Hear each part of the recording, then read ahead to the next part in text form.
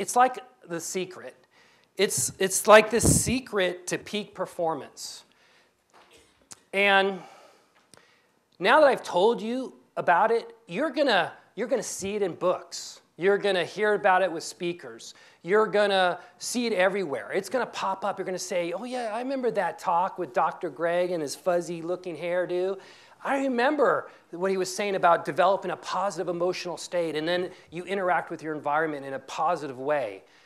And it's kind of like this. You know when your first 3 months, you're in that relationship, and it's a wonderful relationship, and every time you see that person, you get tingly in the toes, and your heart pitter-patters, and you have that song in your heart. And when that person asks you to take them to the airport at 4:30, you say, sure, honey, of course. I don't want you to go there all alone, and I want to kiss you goodbye. Let's fast forward that 10 years. Now you're married to that person, and that person asks you to take them to the airport at 4:30, and what do you say? You say, are you kidding?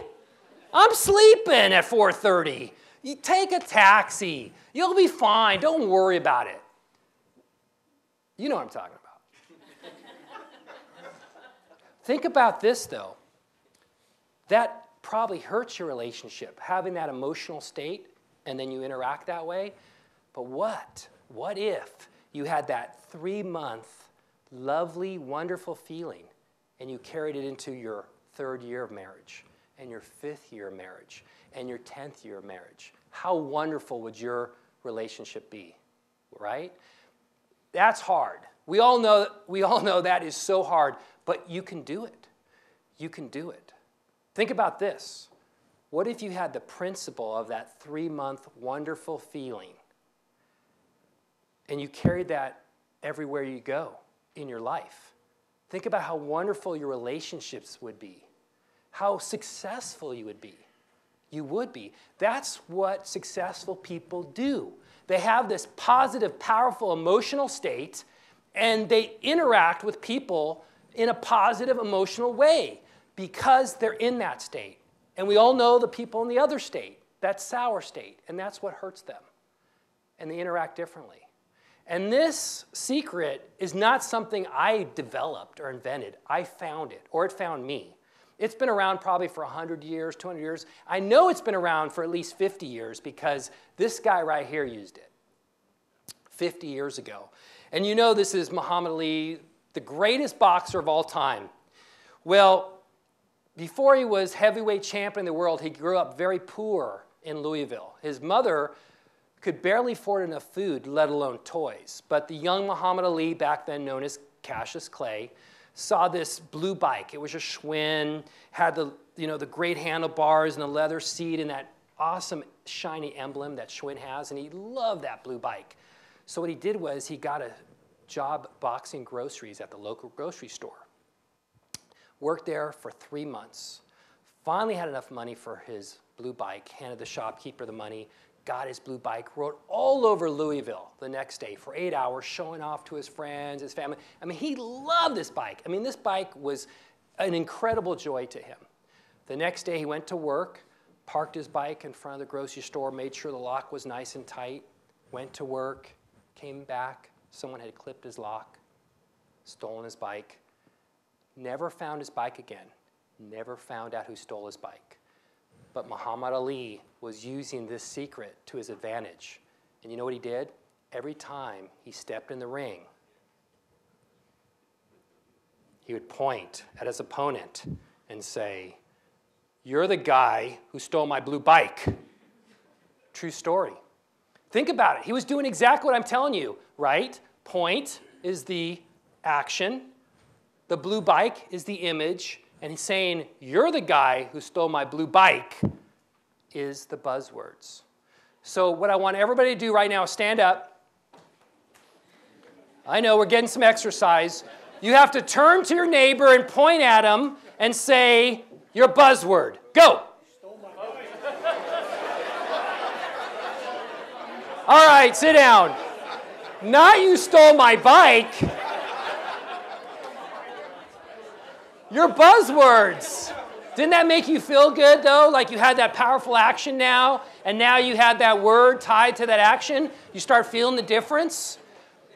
And let me just say, I know I've been telling stories that have a lot of testosterone. But let me tell you, this method is not about sport.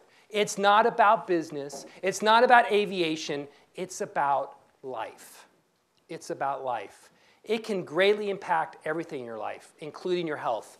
I remember last summer, Joel Osteen came to Nashville, where I live, and I think he's got a great message. He's that televangelist that you see on TV. My wife likes him. But I wanted to see what gives him such great charisma because he's got a great following and people love him.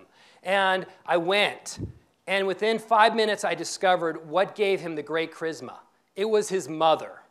His mother comes on stage. She's 5'0", great ball of energy. And within a few minutes, she said this. She said, 20 years ago, I was diagnosed with cancer. And I took the chemo, and my hair fell out. My skin turned yellowish. I didn't want to feel sick. I didn't want to look sick. I didn't want to look in the mirror. So what I did was I took pictures of my healthiest state, and I put them all over the house. When I was at the beach, when I was with Thanksgiving with my family, when I was in the mountains. And every day, 3 times a day, 5 times a day, I would point at these pictures and say, you are healthy. You are healthy. You are healthy. You are healthy.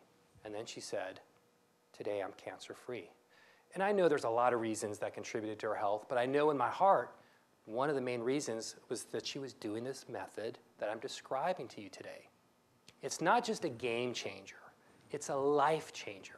You need this powerful fuel to push you down the right path.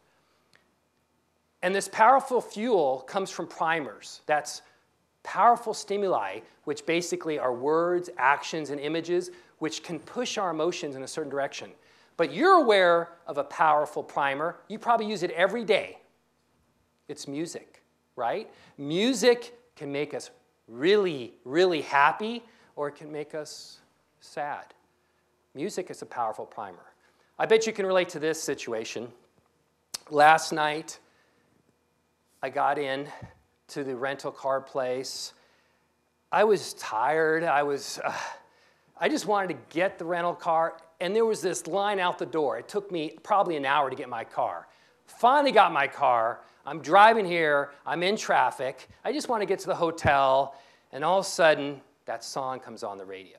And for me, it's Move Like Jagger by Maroon 5. I love that song. I mean, it just gets to me. And then all of a sudden, I start doing the thumb bop, and I start doing the finger roll, and then I start doing the chicken. And because it's Jagger, I'm doing the lip thing.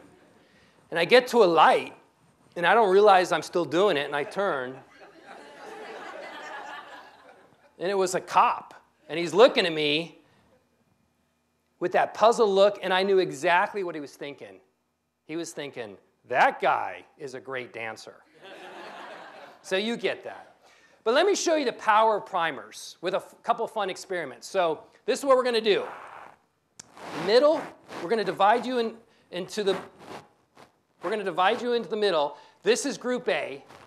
You're group B. Okay, this is what I want you to do. I'm going to show you the power of words. Okay?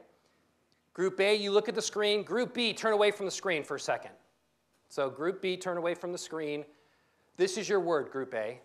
Okay? All right, group A, turn away from the screen.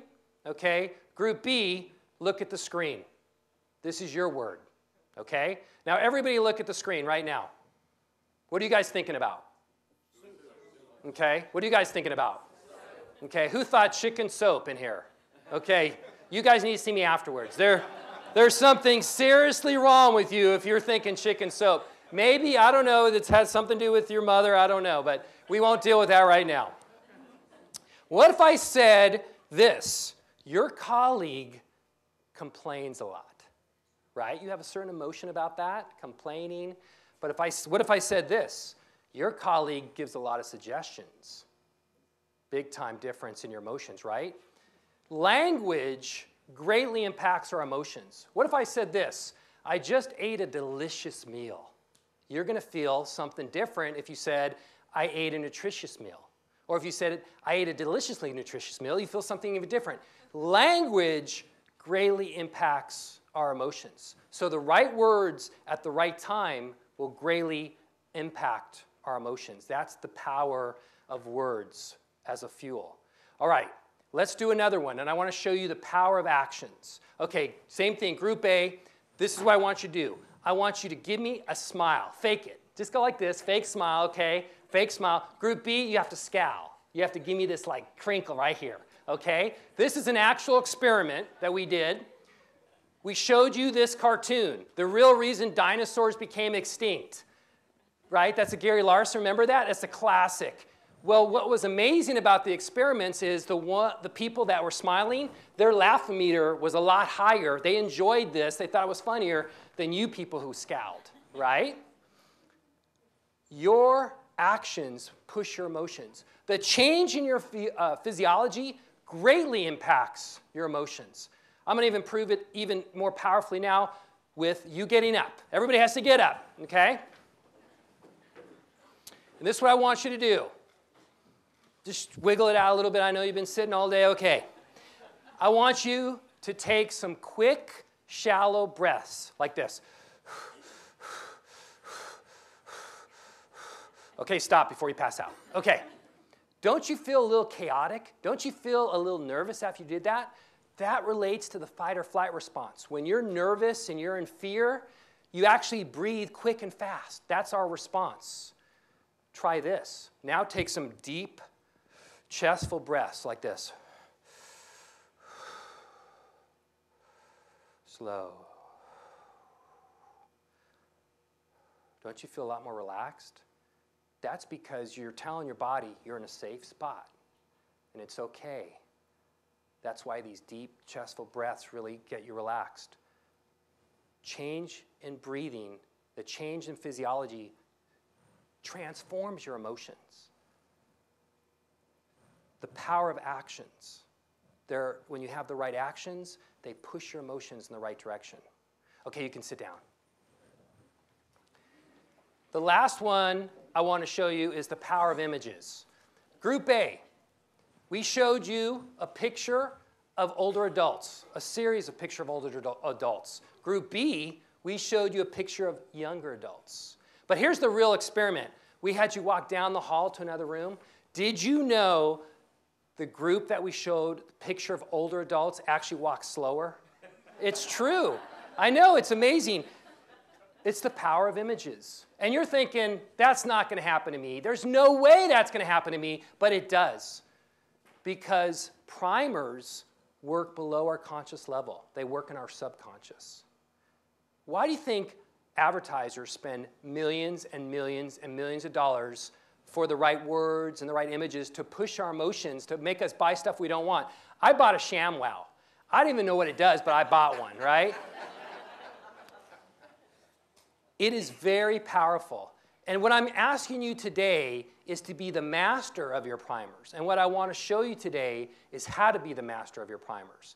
Because it's like this. When you have the right word at the right time, or words, when you have the right action at the right time, and you have the right image, it's like this powerful formula, like a magical elixir, which pushes your emotions down the right path to your ultimate destination, which is the sweet spot habit.